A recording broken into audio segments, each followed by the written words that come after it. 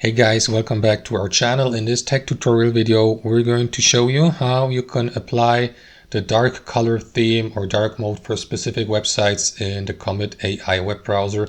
So let us dive into this. Alright guys, so as you probably know, you can on most browsers switch between the dark mode and the light mode, or the dark background theme and a light background theme. And here on Comet AI, you can ask the artificial intelligence also to display a specific website in the dark color theme as well, specifically. So let me give you an example. Navigate to a website. So I gave the artificial intelligence the command to navigate to this website here for demonstration purposes. You see the background, and let me switch to dark color. This is how you can do it, guys. All you will need to do is hover your mouse over the URL address here to the right, and amongst these symbols you will see that half moon icon indicating that you can use or apply the dark mode for this specific website, or you use the shortcut Alt-N.